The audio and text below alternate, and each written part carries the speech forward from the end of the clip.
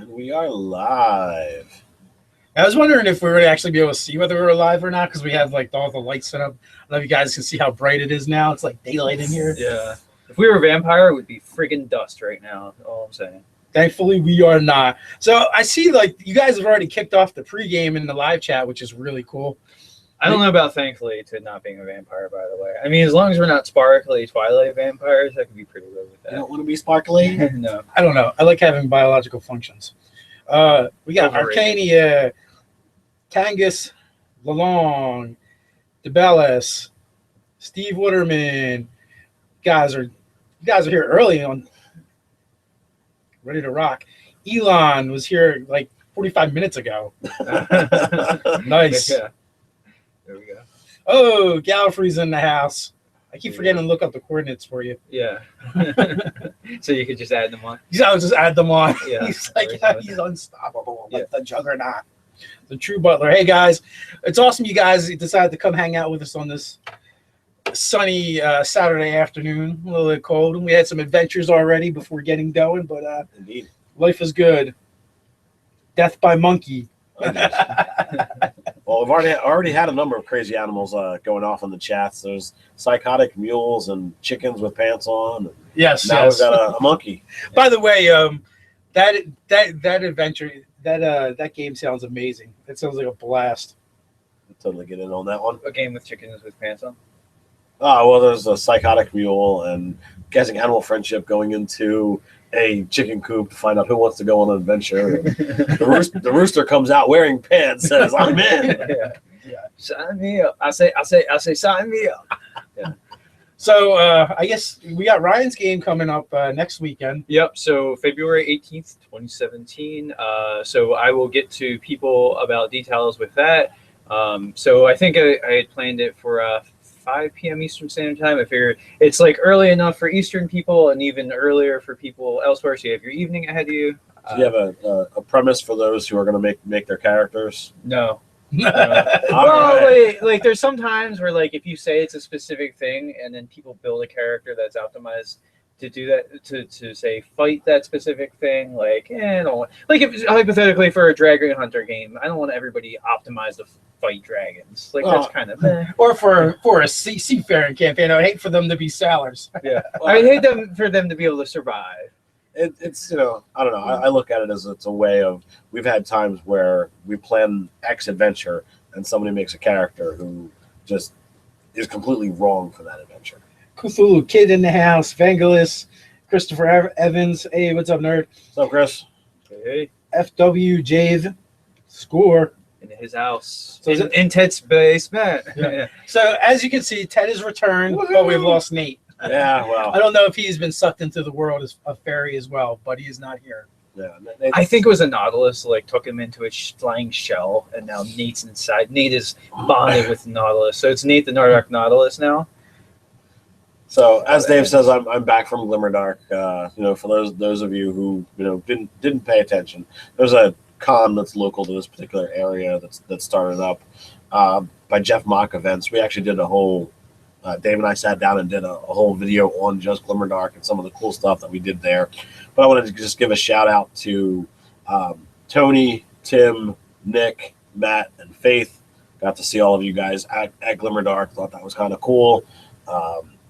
If you happen to be in the tri-state area or are willing to travel, Glimmerdark and Steampunk World's Fair are both events put out by Jeff Mock Events, and they're things that I have every intention to be at in every future iteration thereof. So when Ted goes to all these events, he has like a special gift that he gives away to people. Not going to tell you what it is. Shut up, Ted. It's in that Glimmerdark video, so you guys can check that out. Whenever you're running there. So the people that you ran into were the people that you from elsewhere, or got involved in a conversation Friday night with one of the vendors. He was having a conversation with a girl about D&D. You know me, I'm a nerd. I'm going to get in on that conversation. And anytime I'm talking to someone about D&D, I'm going to mention Nerdarchy. And the girl's like, "Oh, I totally watch your videos." And I'm like, "Oh, this is awesome." So that was Faith. And then Saturday, I was playing And then they didn't fucking recognize you? How did they not recognize Ted the Nerdarchist? Well, should we block? Do you want us to block them? We will so block them. so Saturday I was actually playing Super Dungeon Explorer in the game room, and there was a lot of downtime as the guy running the game was constantly getting up. And there was a lot of setup time as well. So the conversations are ebbing and flowing about gaming. And there's one guy who starts talking about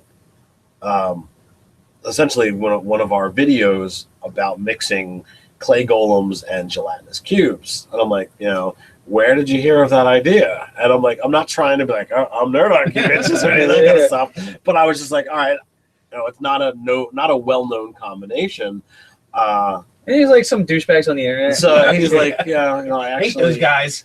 actually saw it on a Nerdarchy video. And I'm like, did you know that I'm Nerdarchy? And he's like, yeah, I wasn't thinking about, whether you wanted to name drop or any of that kind of stuff. And he was actually very respectful about like your privacy. Yeah. I'm like, oh, that was kind of cool. But no, I'm totally here, to support Nerdarchy and whatever have you. If you ever run into Ted in person, he wants you to completely fangirl over him, just like, that's what he likes. It's cool. I totally dig on it, and I'll spend time and I'll chat with you. And in fact, Tony, he actually ran into me a couple of times at the con, and we had sit down conversations about stuff. So Ted starts signing things even though nobody's asked him to. He's just like randomly signing somebody's T-shirt. Like, I don't have like T-shirts. What was it? Was it at it was at one of was it at Geek Fest or one of the other places that we went, and someone ran into Nate in the bathroom and maybe possibly started talking to him while he's at the urinal. I don't know. Yeah, that's good. Not cool, guys. Not cool at all. But hilarious. Bathrooms are a wonky place. I wouldn't go into conversations there. But once you get out of the bathroom, hands are washed, then all right. Could you sign this toilet paper roll? And also, I'm going to totally wipe my butt with your name. Nice. How do I build a very strong defensive wise and an offensive anti-paladin? Well, first you need a GM that lets you play evil characters. Step one. Yeah. Wait, strong and defensive? Is that? And wise. And wise. Well, that sounds like high strength, high con, high wisdom. Yeah. You're a paladin, so you need charisma. Slather on the armor? Just drop all 18s and you're good. Yeah. So, I if you've watched our videos, I'm assuming you have, we really aren't really into evil campaigns, and there's no way to play a good anti-paladin. Right. I do not believe. And also it depends on which version, because you have the version in the DMG, and then there was 3 versions that were dropped in one of the Unearthed Arcanas. Mm-hmm. Yeah. And I love the one that's kind of like the tyrant one. The enchant, it uses to me it seems like he uses illusion and enchantment magic. Oh yeah. Like the most cowardly of them. I forget the name. Oh of it. yeah, I can't remember, but it was pretty Craven-esque. Yes, and the funny thing is, like, it was the strongest of the 3, and it was definitely the one that you would think personality wise would wait until the parties beat the shit and then come out and then get the killing blow on everybody. That's the one that's more solo, right? Yeah, it's all about being by yourself. Kind of. Although if you think about it, though, the Breaking of Batman storyline. Spoilers from a plot arc that was like 2 decades ago or whatever. But like Bane, who's both super intelligent and super strong, like sends all the other Batman villain rogue gallery after Batman and then fights him after he's completely worn away and then breaks his back. So what you're saying is Bane is an anti-paladin? Yeah, pretty much. Nice. Pretty much. I guess today, what are we doing today? We're going to announce the next giveaway. We're going to announce the next giveaway, so stay tuned for that. That's going on. What else is on our agenda, Ted? We talked about Ryan's game. We did give away last month the stuff from Arc Knight, and we've gotten in touch with Adam, so we are going to get the stuff signed for him today, and I should get that out in the mail on Monday. So Adam, thank you. Yep, it'll be on its way via Hippogriff. Griffin, man. Griffin Post. We couldn't afford a full Griffin. We had to go half horse on it, buddy. Damn it. Curses. Send that. We're going to send that to the accountant department. Yeah. It's true. Nancy, how can we swing a Griffin? That's how can we make this happen? And I don't have anything to tease via Patreon at the moment. We don't have anything to review, so I think we're just on questions. I don't know if we're going to drop this for March or not, but I did take a first couple of passes at making an aberrant sorcerer bloodline. Okay. So that could be. I was thinking it would be a pretty cool thing to drop for March because like March Madness, like you guys that sort of Cthulhu. Yes, basketball and Cthulhu, they go so well together. Well, it's co-opting. It's completely co-opting the thing from basketball to make it Cthulhu. Keep explaining it to me. It just gets funnier and funnier. So I don't know if we want to do 2 sorcerer bloodlines back to back. I don't know. What do you guys want?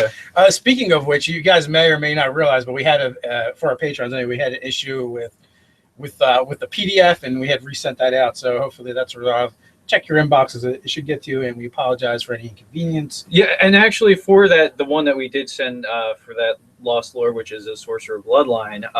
Well, first, if you're Patreon, like tell us if you'd mind getting back-to-back bloodlines, if that would be an issue.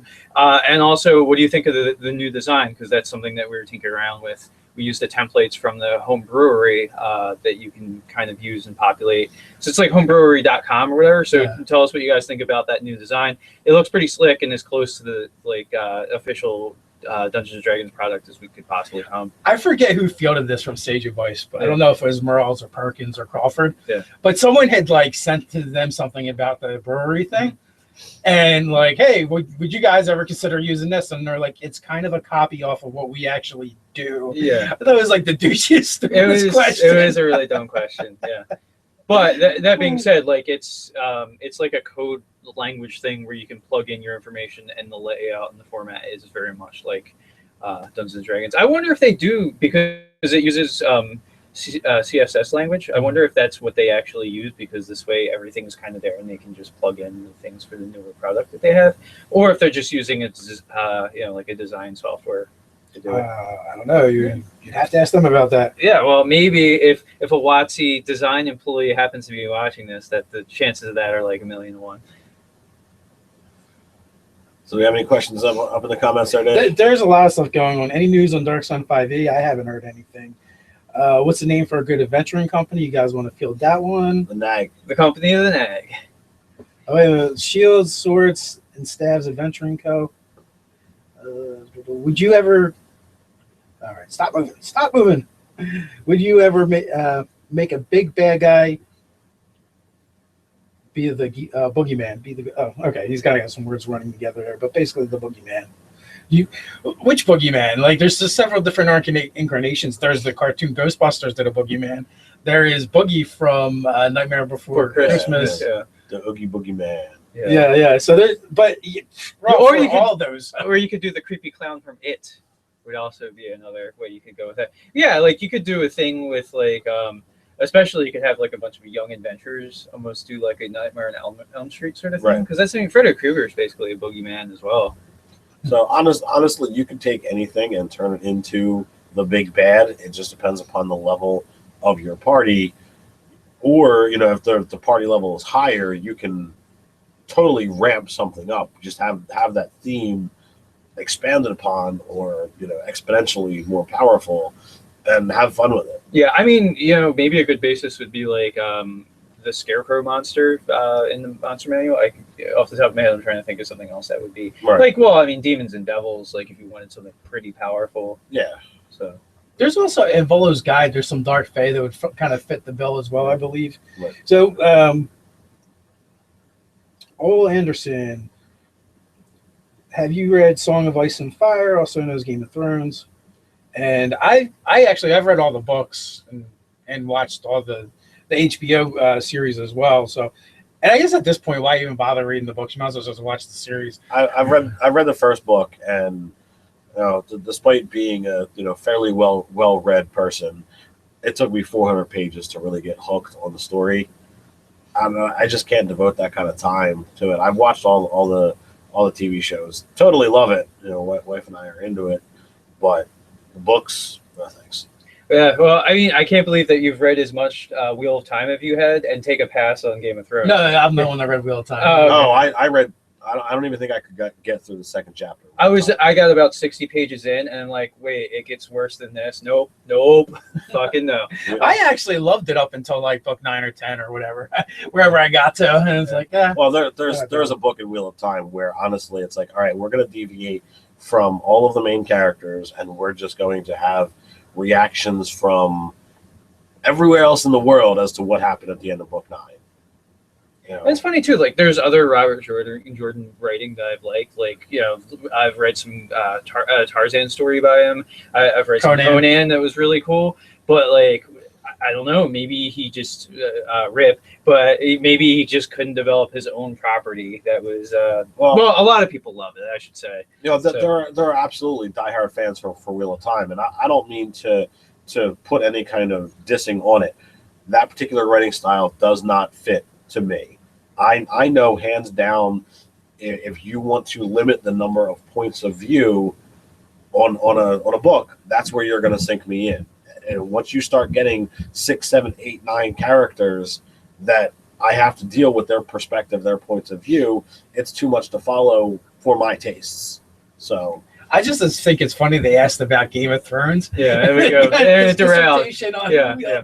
But yeah, that being said, I think I'm current on Game of Thrones reading the series, like, but for the last book. But you know, that's been out for like 5 years. Well, I mean, that's the thing. Like, I don't think what's his fuck? Martin is not in any sort of hurry to finish writing. And hookers. That's what he's all about. He's in no hurry to finish writing it. So I'm in no hurry to finish reading it, because I'll read the book that was written 5 years ago, and then it'll be another 10 years, or he'll be dead before the next book comes out. Literally, when that book came out, right? He said, "Well, there's a delay because the book is too big, and they have to split them in half." And so to me, that says, "Oh, so we should be getting 2 books relatively close together. You have a together." backlog of content. Yeah. But that never happened. Yeah. We're still waiting for that. I think that's like a dog ate my parchment sort of excuse, really. Yeah, 5 years between books is ridiculously extreme. You know, if you've seen our other videos, you know, we talk about the love of Jim Butcher and the Dresden Files, and there was a time that Butcher was rock solid. Every 11 to 13 months, we would be getting a new book, and now that we're like somewhere around 2 years in between the last one and Peace Talks, it's killing me. I couldn't imagine, like, all right, well, we've got 3 to 4 more years before we get that book. You need to like authors that are good, but no one knows about, but they make just enough money so they can barely eat enough to get a nutrition into their body to continue writing. Because it seems like, you know, once they start making the money, they're like, you know. Yeah, then it's just like, you know, fan service is more like guidelines. Yeah. It's crazy to me that an author can't bang out a book, even like every 2 years. If every 24 months they put out a quality book, that would make me, you know, completely content with, like. Well, I think you know, again, I will veer back to Butcher, but Butcher was doing a serious novel every 6 months because he had one publisher doing the Dresden Files and another publisher doing the Codex Alera series. Yeah. And so, like, 6 months we get this, 6 months we get this, and I didn't get into Codex Alera until book 3 was already out. So, like, I got to read, you know, 3 brand new Butcher novels back to back, and I'm like, okay, well, now I only need to wait X amount of time before the next Alera book comes out, but even less before the next Dresden Files book comes out. Yeah, well, like, so Salvatore's, I haven't read any of his any recent stuff from him, but it seems like he's still prolific. Yeah, for the longest time, he was putting out a book like every 6 months. Right. Yeah. Well, because I mean, he was doing Corona and Drizzt. So, I mean, with the two of them, it was the same kind of counterbalance. I don't think it was quite every 6 months, but it was fairly close. Oh no, Ben's back. I didn't know you left, buddy. Hey, well, welcome back. Welcome back. Sorry we missed you. So we got a question we're probably not going to answer, but they're going to have to get over the wall first to figure it out. How would you make Trump the big bad in a campaign? So we try and stay away from too much. I think we've already joked about that. Trump would be a warlock pact of the Donald. The Donald. Yeah, Trump is warlock of himself. Yeah. Could be possibly, or a cleric of himself, or maybe all of the above. Yeah. He's a warlock paladin. We do try to stay away from the political stuff. Have we talked about Brandon Sanderson yet? We have not, and guess what? The guy that reads them isn't here. Oh no! So yeah, Nate has mentioned him previously. Yeah, that's why I said it. Absolutely, yeah. I'm actually, if we're talking books, I'm reading. I just started. Well, not reading, listening. It's like reading with your ears. Yeah. Shannon Germain, Poison Eater. It's I don't know if it's the first, but I think it might be the first Numenera novel. So that kind of like intrigued me. She's also the game designer, right? Yeah, she's a game designer as well. Yeah. I know No Thank You Evil is one of her credits. And she's working on one of the Worlds of Cipher. I'm not sure how many other credits she has under her belt, though. I cannot say. But I can tell you she has a book under her belt now. Nice. I really don't like the reader.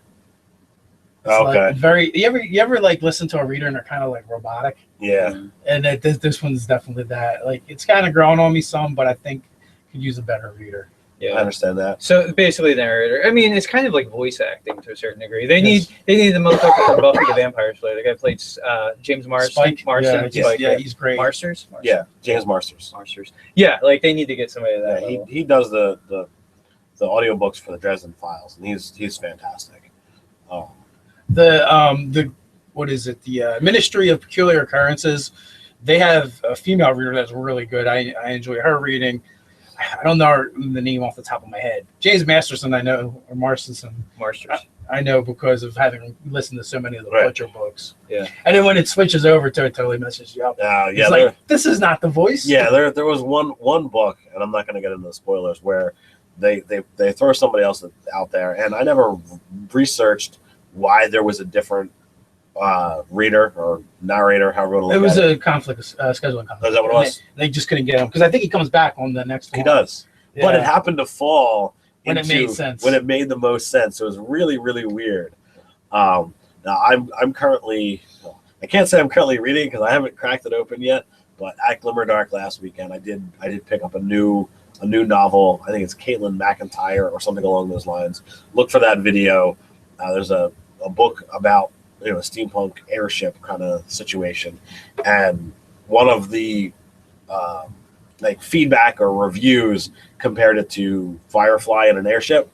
So that's what's totally sold me. I'm like, all right, That's all you needed to say. Say no more. I'm say like, no all more. right, this is definitely worth some time to get into.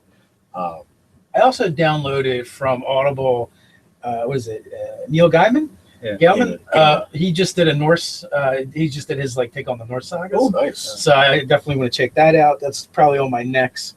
Let's see. Wild picks here. I believe that Sanderson will be the guy that in 50 years people will say Sanderson changed fantasy literature. For some reason, I just picture that being said in like Scott's voice. Yeah, that'd be a Scott. Is that Caravan? Yeah, you already got it. It's Scott So, Garrett. like one audiobook I do want to find. I don't know the title of it. I just know that Ice-T read it, and then he's like, my agent never signed me up to read another Dungeons and Dragon bullshit. Yeah. I actually listened to this as part of the reading. It is. No. When I listened to part of the reading, I just listened to him rant about the reading. Yeah. Well, I think the rant about the reading for sure. There was a thing where they had a whole bunch of these famous actors reading like bits from D&D novels, and like the blonde short chick from Big Bang Theory, Bernadette, like she read something. It was like, and she didn't read it in her normal voice. She read it in the Bernadette voice, and I'm like, that's kind of weird. Why would you make that choice? It was very weird. But Ice-T was in that as well, so I don't know if they were clips from these other audiobooks or what. But it's out there. It's a thing. Go look for it. Have you guys read Butcher's Steampunk? Hell yeah, we did. Some of us. Aeronauts Windlass. Good stuff. That's. I love the cats in it. The cats are like the best part. Yeah, I don't. It's been a while since I read that one, so I don't remember all of the characters' names. Are they tabaxis? No, they're literally house cats. Oh no, But we must have said Nate's name one too many times because he has appeared in the comments. We have summoned the Nate. Yeah. You say it too many times and you get a Nate. But no, they're legitimate cats, and there is in the world, cat is a language. You can speak to cats, and they're just really well done, and they have their own personality, and he makes it. And they're very much like cats. Yeah. Like just imagine your cat if he could talk to you. Yeah, they doubt it. Well, I mean, so there's this show that's on Netflix, Wilford, and like it's like this guy. There's a guy in a dog suit that like it's like he's a dog, but it's a guy in a dog suit. And you can talk to Elijah Wood's character, who's named Ryan, actually. And like the things he say are totally make sense of what a dog would say if they could talk in the situation. It's hysterical. Well, I think Butcher really nails it. That's why I'm looking forward to the next one. It's a really rich and wonderful world. If you are into steampunk, if you're into airships and that kind of stuff, Aeronauts Windless, fantastic all around. Thumbs up. Big Fish and Custom Tackle in the house. There we go. That's right. I just love saying the business names. Yeah, that's good. Funny. Fun stuff. Isn't there like a bail bondsman that comes up every once Yeah, in a while? we get a that's bail bond, yeah, and that's there's really the fun. cleaner guy too. Yeah. But, Who's in New maybe Mexico, that's really right? code because maybe he's actually a cleaner. Yeah, that's Ooh, right. so the He's like the big, wolf. big Fish and Tackle. Do we know where they're at? Yeah, we said it before. Do I remember? No. Is he a Floridian? Do I know where my children are? I don't know. Well, No, very, your kids are. They're probably upstairs. very soon your kids should be on their way here. Yeah. Everybody wished Ted's little girl happy birthday. Yeah, It my was daughter this week. turned 5 this week. Later on this afternoon is my daughter's birthday party. So where's everybody from too? I always like seeing that stuff. Washington State, big Fish and Oh, Custom okay. Tackle. So There if the Big Fish and Tackle, if you happen to be down Florida way, my brother-in-law lives down there, and he's super into fishing. So if only you were there, he would be the customer for you. Yeah, but he's not. Yeah, it's quite amusing at my in-laws' house. You've got me and my wife, her brother and his wife, and the other brother and his fish to catch. Well, apparently, video games by Nerdarchy Is he here? is from New Jersey. Oh, look at we have a Florida and we have is that the last name or is that a place? But we definitely have the UK in the house. There we go. Asbury Park. Man, you're not in Asbury Park right now. I know where you're from. We got St. Louis, we got Ohio, Kansas City, Lithuania. Lithuania. Woo woo. So actually, my one of my girlfriend's Hey, aren't you roommates. Lithuanian? No. One of my girlfriend's roommates is from Lithuania. So Score. big ups to Lithuania. It's her. Yeah. California, Florida, Hey, what's up, Lena? left side of Canada. Yeah, Left Coast. Left Coast. Left Coast. Yeah, South Texas, between the border and checkpoint. Yeah. Where is? I don't. I don't know. That has me perplexed and confused. Indiana, happy birthday. Michigan, Detroit. Hey, do you know Juicy's out in Michigan? Yeah, you should look for Juice and see Look him for, tackle him. Yes, because just because Connecticut. you're from that state, it means you're that close. They must know each other. Atlanta, Maine, Denmark. All right, people, my peoples, Denmark. Georgia, Colorado, Illinois. Got a lot of They're not a fan of saying the S. Did you say the S on purpose? I have no idea. I just said it. Illinois. Right, it's in there. Yeah. Yeah. Misuana, Canada. Mississauga. Where is? Right there. Because Because I out at Comic Book Mississauga. University. It's Yeah, like yeah. Asbury, New Jersey. yeah, And I know he's out of Canada. yeah. He's been all over the world though. He's also Mississauga, yeah, or something like that. Mississauga, is that how you say it? I don't know. We'll figure that out. Yeah, whatever. yeah, not a lot of international this time. No, there was a couple. We got two or three. Yeah, I mean, we're not going to be on the same time zone as a lot of people. Well, so. I mean, we've had times where it's been more other side of the world than. I think it depends on the time. That's true. I think later in the day is more accessible for those guys. So Ted, are we fighting something drastic tonight? Well, I mean, it would have to be a serious deviation for you to not go into the dreaded fight that you guys have been dreading for a With while. lots of dread, by the No, way. it's quite amusing tonight. The guys are going up against the the undead beholder. And, It's quite amusing. I plan on absolutely fucking murdering their character. well, it's so funny. It's amusing because I've found out that these guys have been kind of talking and strategizing without me, and You're like, safe. Like Scott's been leading the charge on the strategy. Well, Your what's- monster is safe. Because Scott's going to take out the whole party and also become the lackey of the Eye Tyrant. So it's like, all right, I've got this evil monster, and I've got my own strategy as well, because the beholders are generally viewed as a solo monster, and there's quite a large number of party present. So it's like, all right, how am I best going to handle this thing, and what kind of secrets and fun things do I have up my sleeve? So we'll see what winds up transpiring, and Dave runs encounters better than I do, so I'm hoping that I haven't overbuffed the monster, and hope that my own strategies. I hope this person is talking about one of the characters and not the writer. Salvatore should let someone else kill him. Hopefully they're talking about Dritz, because Dritz really should die. I refuse to say that. It's Tristan. Yeah. I will never back down. I give it to him. I thought some battles aren't worth fighting. I would go with whatever the authors clarified it to be. Like, yeah, Well, he's living. He can tell us. Yeah. But Well, the problem is he phonetically spells it out in one of the early novels. He says, "What's a drizzit?" Yeah. And it's spelled like DRIZZIT. Yeah. And like, all right, did he just give in to the populace? I don't know. I think he did. He just totally sold out. Yeah.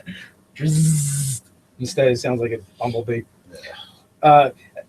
So there's a lot of people talking to Comic Book University in here. Hey guys, did you check out his channel? He's got a cool comic book and superhero channel. If you want to go to a university of comic books, he's your man. Yeah, and he just upgraded his mic, and it's so much better because his videos before were a little soft spoken. And I work for the past 10 years. I've worked around heavy equipment, so my hearing isn't the greatest.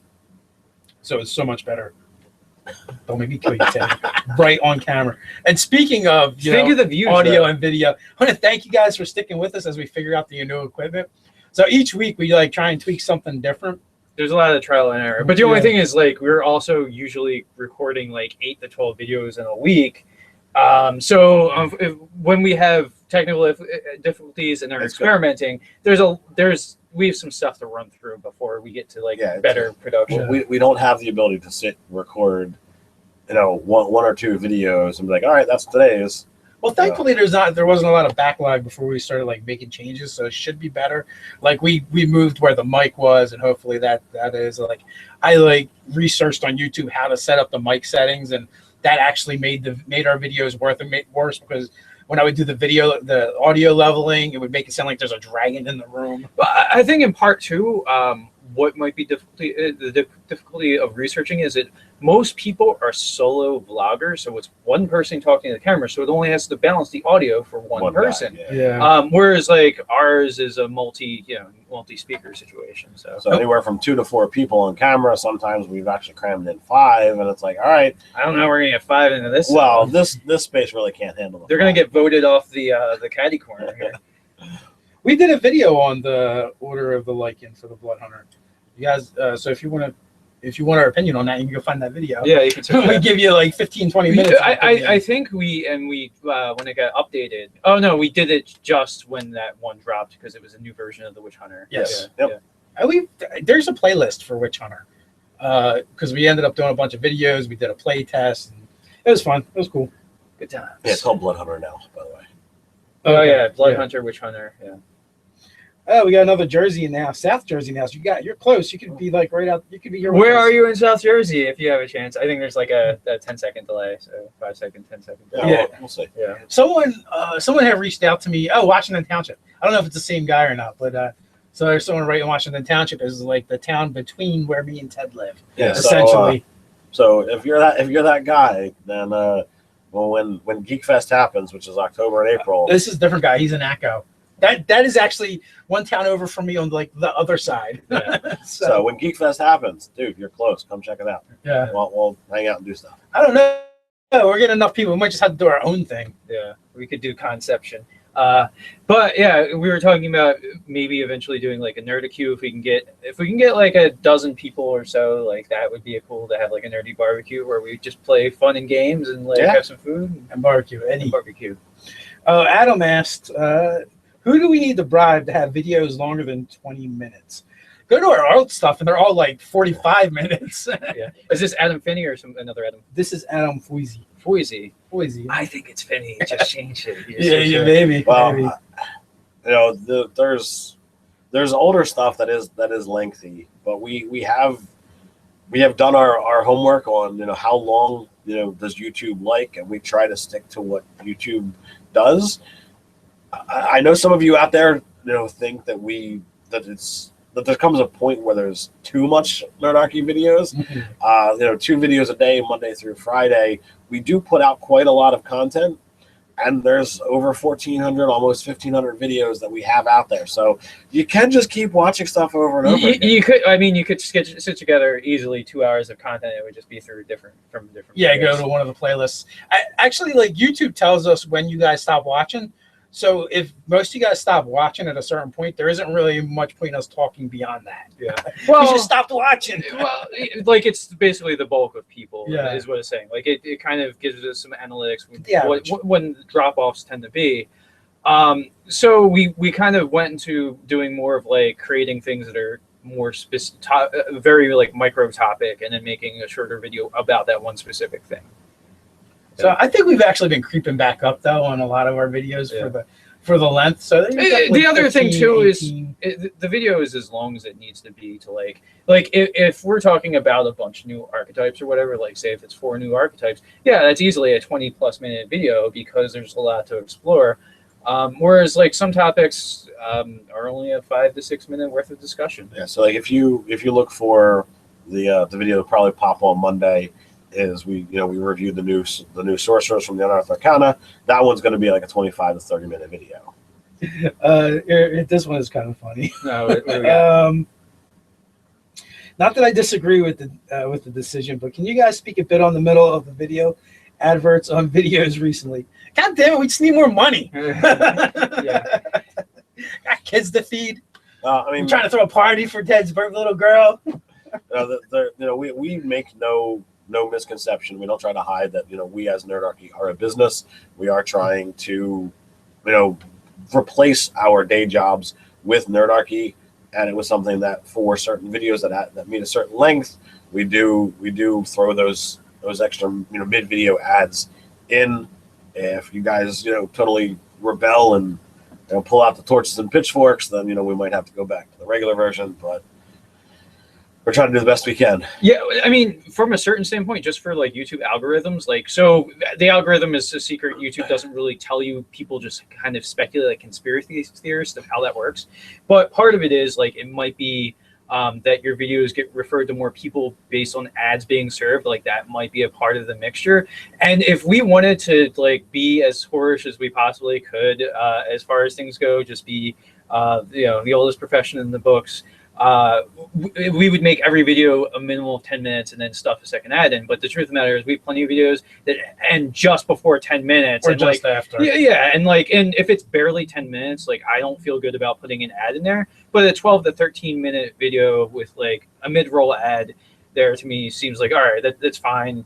And if it's just like 20, it's really good because then we can just have one and there's like 10 minutes of content on each side of that ad. So we don't, like, I've looked at sort of video gameplay ones videos that are like 22 minutes long, and some of them have like 4 to 5 ads crammed into them. So like, I never want to do that, but also from a certain standpoint to make YouTube AdSense worthwhile for us right now, that's the thing that we decided to do. And Now I'm bored of that topic already, guys. You're boring me to death. You're probably boring them to death too. So that's the explanation. Best unarmored class build. I think actually like the new sorcerer origin is pretty sweet. Yeah. Well, anything that you can get, friggin' the barbarian, because you're gonna have a high con, which is hit points, right? And then you're dead. The new sorcerer origin is 13. Yeah. Plus your con mod. Yeah. Plus you can use the shield. Yeah. Okay. I mean that's really that's nice and too. you get the +1 hit point bump. Yeah. Well, yeah, but I mean, it's not gonna compare to the barbarian. But what it does is it means like you can just totally forget about decks if you want to. So that makes it pretty solid. Also, someone asked for our thoughts on that. We just actually shot that video earlier. So Monday morning that'll be going up. You guys will be able to see what we think of the new origins. But I think this was one of the better Unearthed Arcanas to come out of this whole bunch so far. Right, and then there's a curve of how we thought about the opinions. Yeah. Let's just say, little teaser, we feel that they've actually come up with a worse sorcerer origin than the Chaos Mage. Although it's very thematic and Ted wants to play it, but Yeah. Well, sometimes you have to throw mechanics and game balance out the window for something that's fun and amusing. I actually like the stone one as well, the one we were just talking about. I would like to play a Hell Dwarf. Of course you want to play a dwarf. Of course. They don't even. I'm just going to rip the other pages out of my book with the other races. I forget. Well, certain players' handbooks you can do that with. Yeah, I don't have to rip anything. I just open them. So I forget. Did the Stone Origin also give you the bonus hit point per level? It did. Yeah. So there, that's they romped all over that mechanic this time. But then Watch the video Monday. I think it was Crawford or Merles or Perkins. One of them said like they're going to do that with a lot of the unearthed canon. Like they're going to run with a particular mechanic, so it gets really tested. Yeah, right. Stress testing. Yeah. So did we get the links down below? Was that a thing that happened? It did happen. All right. So as per usual, the links for all the stuff we did over the past week is down below. For those of you out there who are actually going and checking out the website, big thank you to Ty Johnson, who's really taken our slew of authors, and they're really striving and pushing that a lot forward. January was our biggest month ever for a number of unique visitors, so that was utterly fantastic. We've actually got like 8 or 9 articles in the past week that went up there. That's just awesome what these guys are churning out. So it was really cool too. I would say give props to Mike Gould. His article, his out of the box encounter, that got picked up by the unofficial Dungeons and Dragons Facebook fan page that has again 60,000 people that follow that. So that got syndicated. Yeah, that actually means we got grabbed last week and this week by them, which is really cool. Yeah, Mike Gould is killing it over there. I mean, Ty Johnson, but Mike Gould as well is killing it over there as the chief and editor. Yeah, well, Mike has got 39 articles in this series of Out of the Box, so that's pretty huge. Yeah, you could literally just run an adventure from the Out of the Box. Yeah. So while we're on the links and stuff down below, there is of course the website, the YouTube channel for anything that you might wind up missing. There is a ton of RPG related Kickstarters, and there's an extra one that's thrown in there because Bearicades is being put out by our friend Todd, who is in Dave's game. So go check that one out. Totally sucker punched them. Yeah, this one's RPG related. Well, like it's tabletop game. Normally I would put that elsewhere. I got lazy today or yesterday. I'm really sorry about that, but it's a game put out by a friend of ours. So I definitely want some love thrown that way. So yeah, did he? I thought that campaign was wrapping up soon too. No, it just recently started. Oh, right. Yeah, it still go. Yeah, it started. Life of the Party was the one that just wrapped up, and they totally crushed it. Yeah, and also I saw you put the link down there for the dice trays. Mm-hmm. Have you seen these dice trays? Is it Wormwood Games or something like that? I think so. It's like is it like a dragon? It's thing? something dog. Dogmite. Yeah, Dogmite. Yeah. Okay. And yeah, there's like dragons and Cthulhu and they are skeletons gorgeous and all kinds of stuff. They're gorgeous. Yeah, sounds intense. They're like they do a lot of really cool woodworking stuff. They actually, I think, were collaborating with some stuff with Easy Roller Dice as far as making like dice boxes and stuff like that. So. Well, the dice trays, you can choose the design, you can choose what material you want it made out of, and that's going to determine where you're fitting price wise. I wanted it made on an obtainium. On obtainium. On obtainium. How heavy are those big dice on the shelf? We don't actually know. We've never been able to lift them. These guys? I don't know. Yeah, they're foam. This is totally foam and squishy.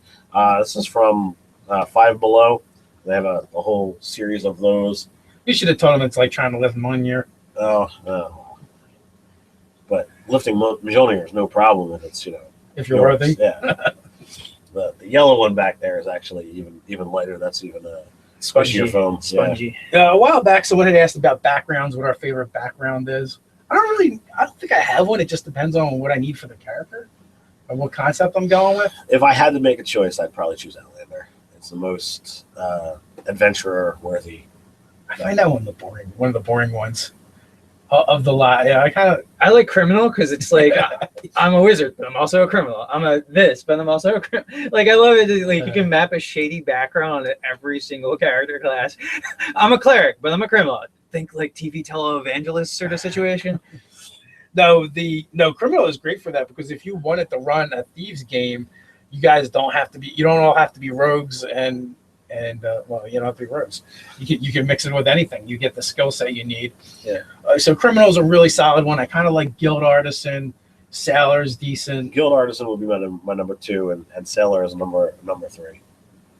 I like the knight variant of noble for having retainers. You want lackeys, I yeah, love yeah. having retainers that you can abuse. And, The Everon game Awesome. I ran with one character, one player played a Warforge, and he had 3 retainers, and they're all Warforges, and it was like beep, bop, and boop. yeah. Was that like Adam or Alan or No, Alex? Alex?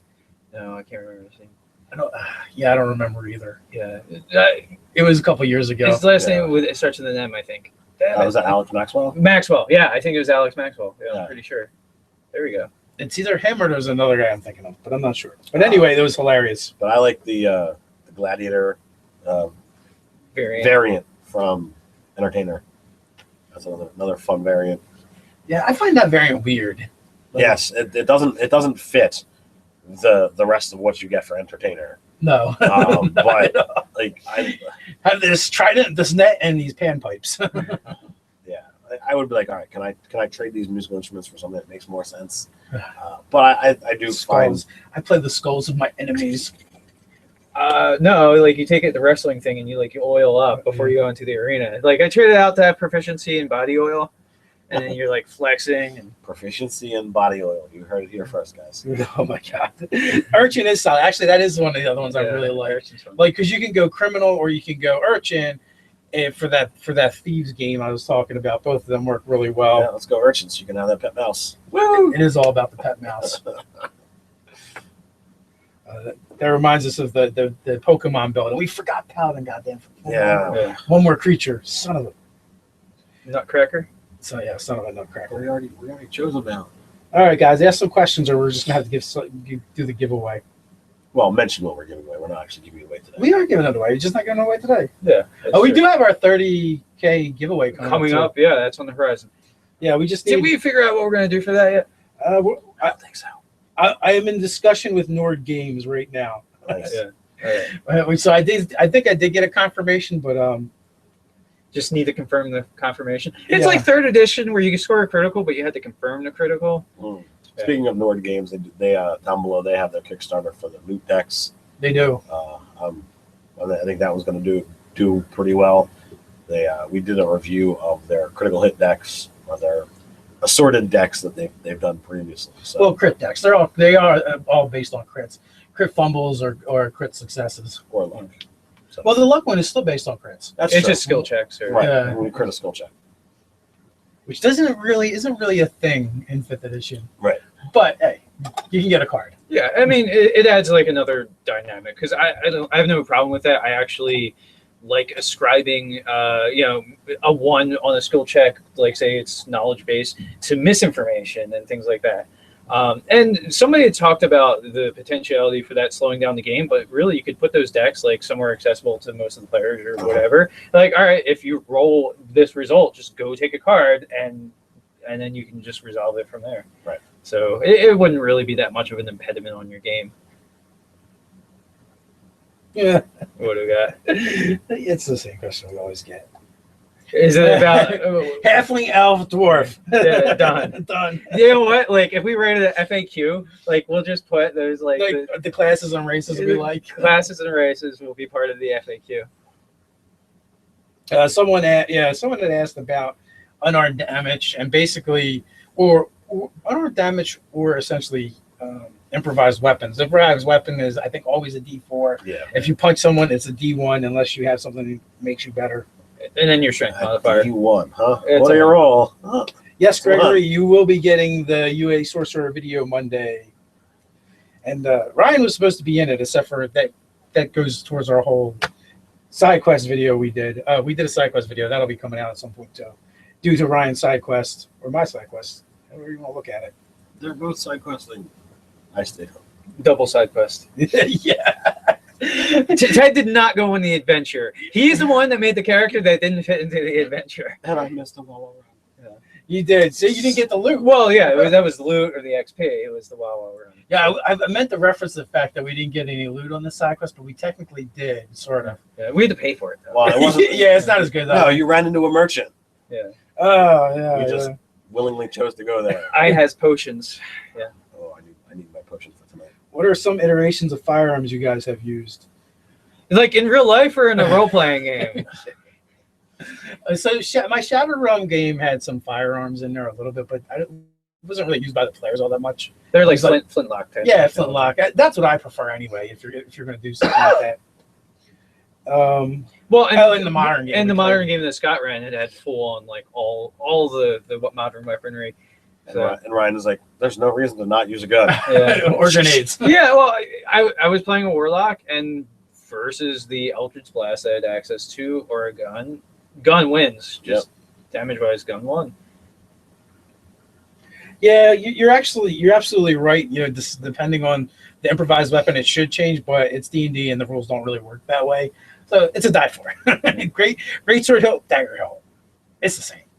Yeah, I actually I used a table as a weapon in an Adventure League game, and Die for. I was expecting something D6, something decent, and it's like I picked up a table and ran it into somebody, and it did less than my axe. And I'm like, what was the point of me using the table then? Yeah. Well, no, I mean basically.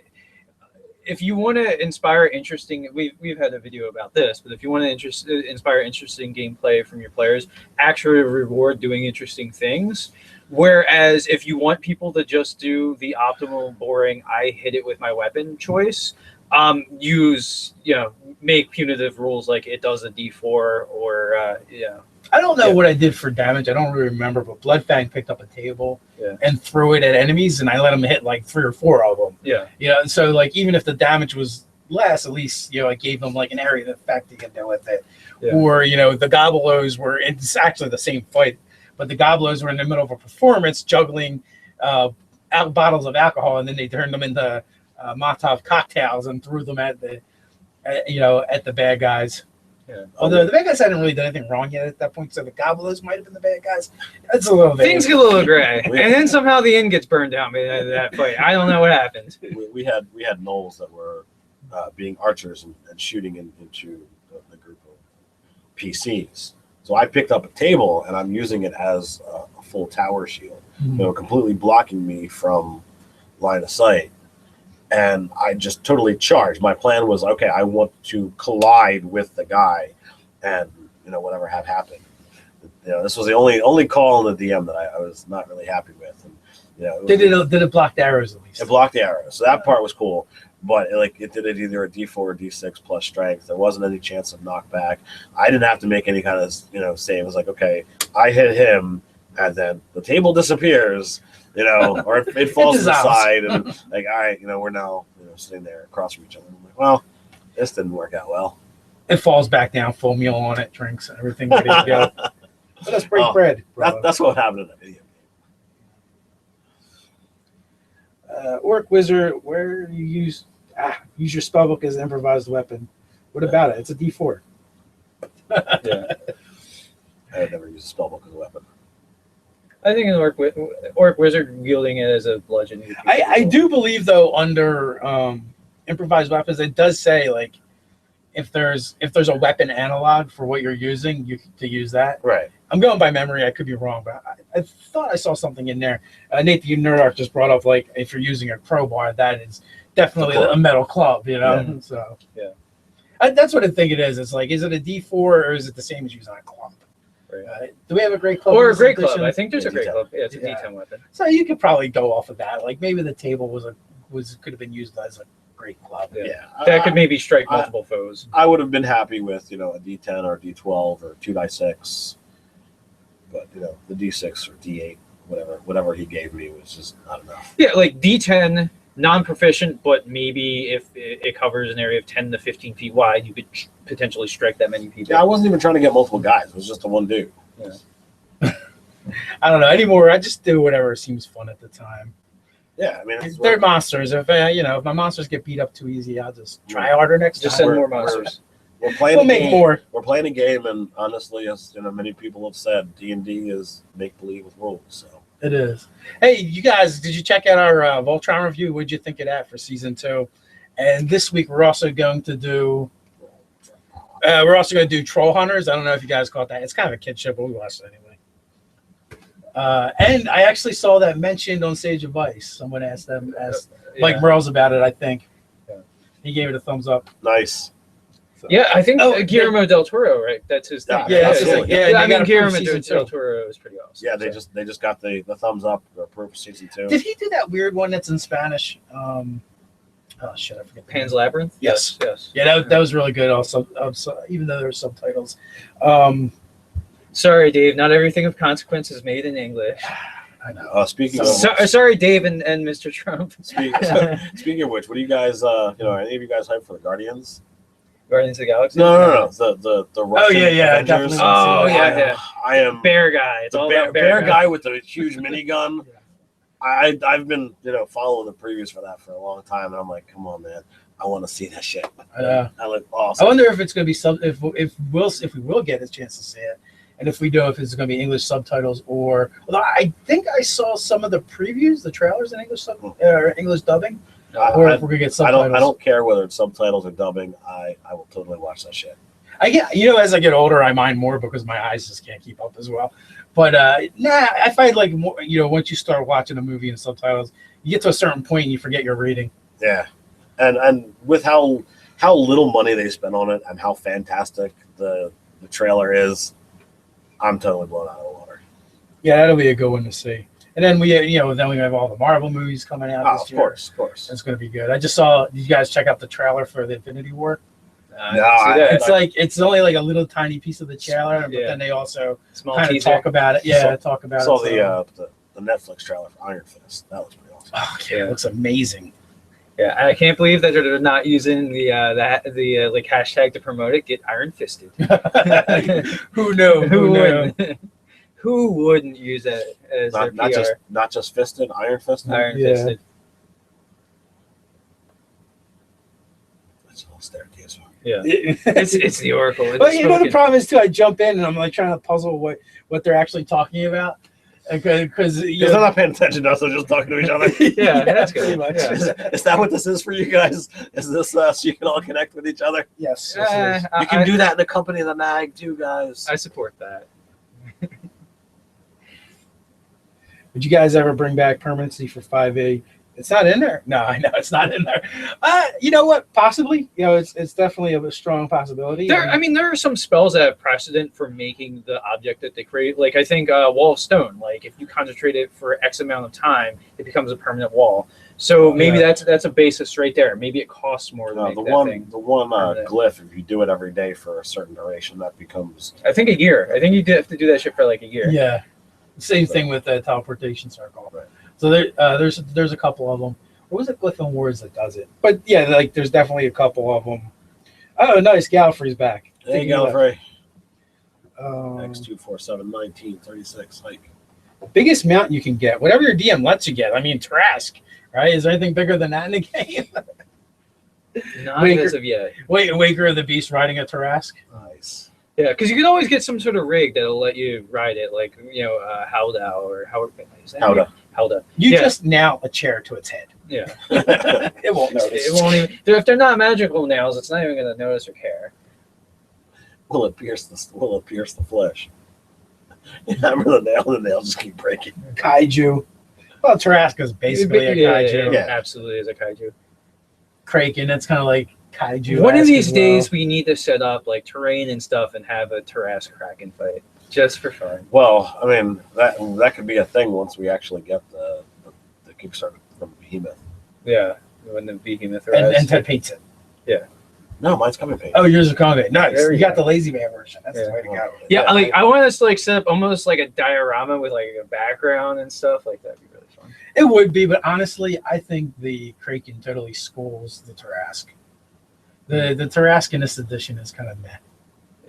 Yeah, we'll see what happens. We definitely let it have ranged attacks for throwing like debris and stuff like that. Flail snail mount. That's hilarious. You need to cast haste on it or something so you can move 20 feet around. I'm imagining like charge the paladin with the lance. Yeah, like the what's the Fey Pact, the ancient Oath of the Ancients. So he's got the lance and he's like charging on it, but the charge is so slow that the enemies just move out of the way of the lance charge every single time. I just envision like the paladin jumping off the back, putting his shoulder up and still trying to push it faster. No, I see like he's got the belt of like fire giant strength, and he's carrying it in the battle. Run up to your enemies, flop it down, and then jump on its back. That's just preposterous. Exactly, which is why I thought of it. Now you guys. So if you polymorph your familiar into a dragon and ride that, yeah, why not? Yeah, That's legit. Or a T-Rex. Although it'd be really embarrassing to get eaten by your own familiar. that would be Well, so they have the same, I think, general disposition as the thing that they got polymorphed from. So that's one thing. Like if you read the polymorph spell, like they kind of act like they kind of retain a little bit of the memory of their past self. So if we polymorph the Goblins into T-Rexes, they're not going to just turn on us. they There's might no still guarantee. they might still turn on us because I think Well, even they as won't turn on Goblins- me. I'm part Goblin now to them, so they still have hope that I'll go full Goblin. Clue, not now. It's J.R. Walker. There's some dark Wakefield. turns. There's some dark turns in the Uh-oh. in the chat. Oh, I did in the Mutants and Masterminds game we did. I did do one of my villains was Dreadlock, and he had the prehensile hair, and the hair was also like transmuted to metal and shit like that. That was kind of fun. I know you guys have no idea why that's relevant because you're not reading the chat. Yeah. So what did the chat say the prompt is? It's cool, man. We're moving on from that. Yes, we're not going to answer Ryan's question. There's like a side conversation Yeah, kind of thing here. Something interesting in Vola's guide. I like to mention they brought back the monster that hasn't seen print since 2E, the Cave Fisher. Now the Cave Fisher was in 3rd edition. I feel like it was like only third party stuff, or maybe it was a Well, supplementary. I don't know. They had 5 monster manuals, and they're all right Well, over it there. had to be in there There somewhere. was also that Monsters of Faerun book, which I think that might have had the Cave Fisher in it. Yeah, but that was official. Yeah, no, it was, but yeah, it wasn't like they actually had the line of monster manuals like 1, 2, 3, such and such. 17. Yeah. I only went to 5. I don't think there was a 6th. But no, I love that monster too. That was always a favorite of mine. I love those. You know what? It almost felt like they replaced it with like the choker, Yeah. which I don't know if we've gotten another version of the choker. That was one of my favorite monsters for 3rd edition. It's had a fond place in my heart ever since I choked Mark's character to death with one. Yeah. Well, it's because he was foolish enough to run away from combat and then went into unexplored areas. Yeah, and he kind of got like an off-screen death in a way, like because it's like the combat was over before it began, kind of situation. Like he got like surprised and critted, right? That's basically what happened. Yeah, something like that. It just reached down from above and choked him to death. I mean, it's in his name. It's what a choker does, you know. I think you guys did find where he found his body. And, We did. and you found the choker and avenged him. Right. We did manage to Get the deal loot. with that. So it's like, We all right. managed to get the loot. We didn't lose the treasure on Mark's body. Yeah, That's which is the most thing. important aspect of it. But we got more XP for fighting the battle without Mark. This is Woo. Flying Tarrasque, Hydra Dragons, and your wives. yeah. I heard flying Tarrasque Hydra Dragon. No. Hydra Dragons and your wives. Is he Mormon? Does he take multiple wives? Take all the ways. All the wives. Tarrasque on a pogo stick. Now that's terrifying. Why would a Tarrasque on a pogo stick be terrifying? Would be the fact that somebody made a pogo stick big enough for a Tarrasque. It just is. At that point, I don't think that the pogo stick goes up, the earth goes down. It becomes a pile driver, actually. Yeah. The best 3rd edition sup is Savage Species, hands down. That was one of Ted's favorites. I actually like Humanoid's Handbook from 2nd edition Well, more. but he said 3rd edition supplements. I know. Yes, the Humanoid's Handbook was fantastic.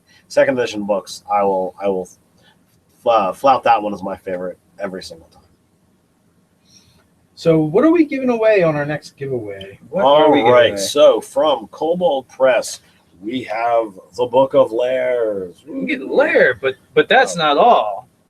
You also have a blue dice tray from Easy Roller Dice. Oh, But yours will come in a You're box. gonna- Yours is actually coming out. Yours is going to come in a cool box, completely unopened and what have you.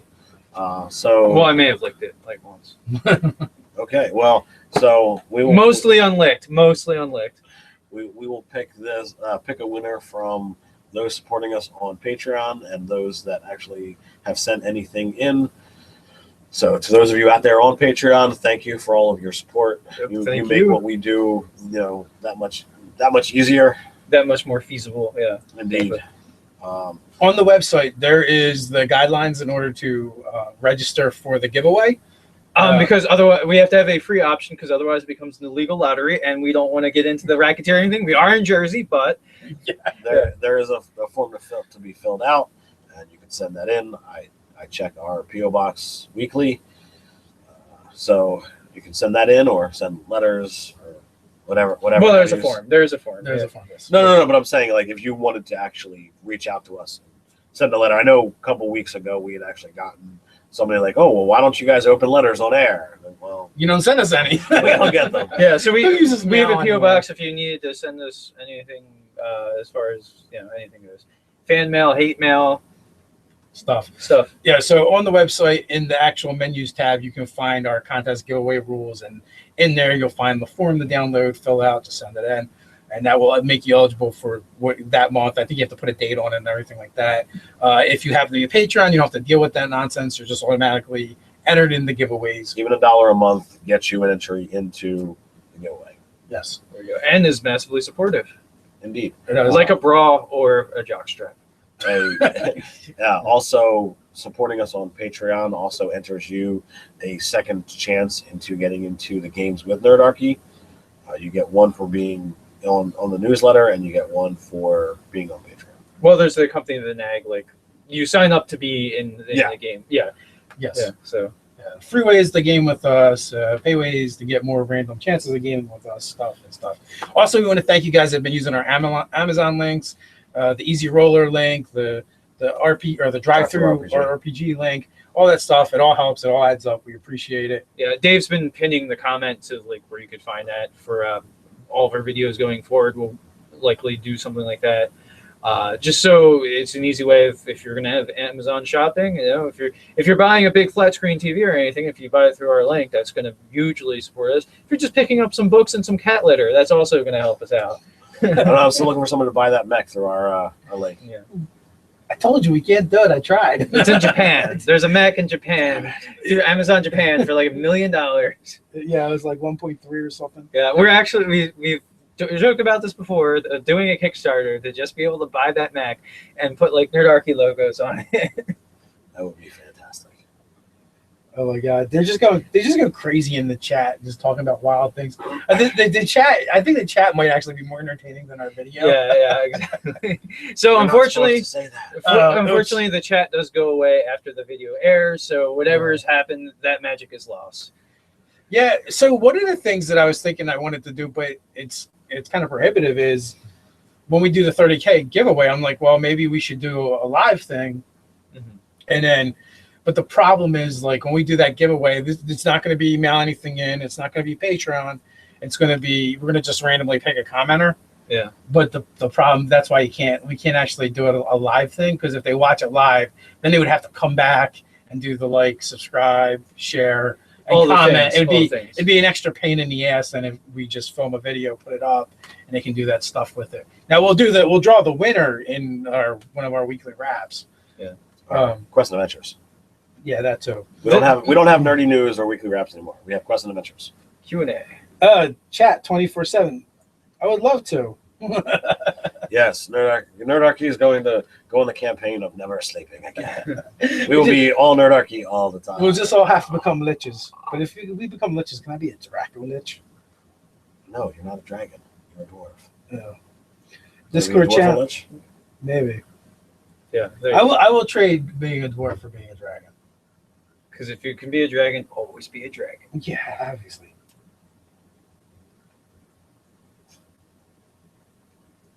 So they're talking to us more about the Nilbog, Waller's Guide, Discord channel, which I know very little about. There's definitely some support for it.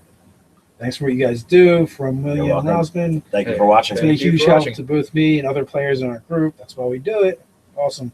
We love like I love hearing those when we hear those stories, and you know, when someone decides to come back to the hobby that's been gone for a while, or, you know, they find our videos and they decide to play Dungeons and Dragons for the first time or any RPG. That's awesome. And those things really make what we do that much more worthwhile.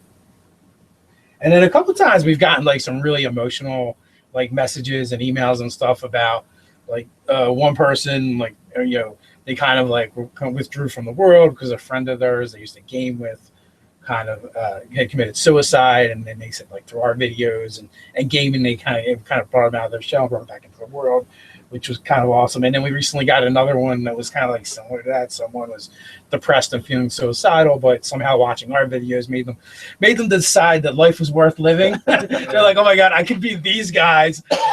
Yeah. I can keep going. Yeah. It's all right. So it's always amusing to either read these things, or when we actually have a chance to meet you guys in person to see how we've impacted your lives.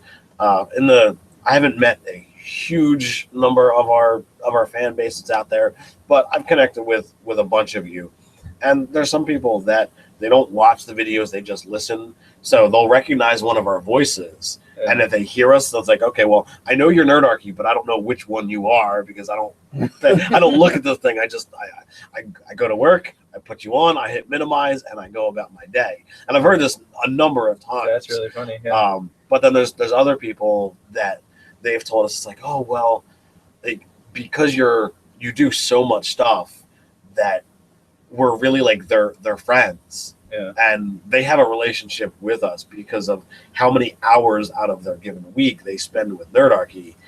And it's amusing for them to meet us or talk to us for the first time because they have a relationship that's so much more invested than we have with them. Well, I mean, they're actually, so Tim Schmoyer, like he makes content around making videos on YouTube and like how to basically make your channel better. But he did a video about parasocial relationships, where it's kind of like a one-sided relationship because like we're distributing content and like because of the scale of the number of people, the viewers there's only the people that were here really early. We kind of have a bit of a relationship, but like as you get bigger and bigger as a channel, it gets a little harder. Like here and there, we get to like touch base with people and check in on them. But just by sheer numbers, you can't keep track and tabs of eventually tens of thousands of people. It becomes daunting. Mm-hmm. So, but I mean, it's amazing to be able to have like a positive impact on people's life for just making goofy videos, talking about our silly hobby that we all love doing. Well, I mean, godless numbers of hours doing. It is amusing when you pare down this hobby that we love to we're a bunch of adults playing make believe. Like I find it hysterical, and I never put that correlation together until after we started Nerdarchy. Yeah. And it's like, well, yeah, I mean that clearly makes sense, but it's hysterical. Steve Wooderman, are you going to be at Gen Con? Because he says you guys should go to Gen Con this year. It'd be kind of funny if he's not going. He's like, you guys should go to Gen totally. Con. I'm not going to go. I am trying to convince the other Nerdarchy peoples that we should definitely make a. I think we're running out of time to decide, though. Yeah, honestly, the stuff sells. We'll go Tailgate. Yeah, like my understanding is finding a place to stay is like you have to book like a year in advance. Yeah, and it's also that's not talking about staying where Gen Con is. That's like and like the other thing about this is kind of this is a big year for them. Like it's an anniversary year, so there might be even more of a number of people that are going just because it's the 50th anniversary. Right. Well, so that might actually make it harder. But that's why I'm saying we should. It's significant, but I don't know. Like I'm thinking maybe not this year, but next year. Right. Make plans for it. Kickstarter. Nerdarchy goes to Gen Con. GoFundMe's quicker. Steve Wooderman lives 3 hours away. Hey, buddy. We're going to crash at your place. 3 hours away from Gen Con? Yeah. All right. Done. We show up the night before at Steve's house. Yeah. Steve has no interest in this happening. But. Yeah. Steve, we're going to crash on your couches. What? So, guys, I just came up with a character. Warforged with a kobold wife. Awkward. Oh, okay. Why? Why would you do something? There's some directions I could go with that, but I'm going to leave it alone. It's not Warforged battery powered. Yeah. It's basically like or like data. data. I was thinking of data. I've been trained in over 132 ways of lovemaking. Gallifrey, I throw money for that Kickstarter. I don't know. Maybe some. Oh my god. What? Is there more cold wife discussion? Well, it's moved. Metal Dong. Wouldn't a Warforged Tinker Gnome be better? Yeah. There'd be some Hates him. All right, so There'd be tinkering going on. I think before this On that craziness note- gets any further, I think we're going to sign off here. Thank you guys for watching, for listening, however you interact with Nerdarchy And chatting over there. in any of our forums. We greatly appreciate it. As we said earlier, it's a way that we touch each other's lives, and I'm happy about that. Real quick, remember what we said last time when Ted wasn't here for you guys were on our last one? See, we told you he was the guy. So until next time, stay nerdy.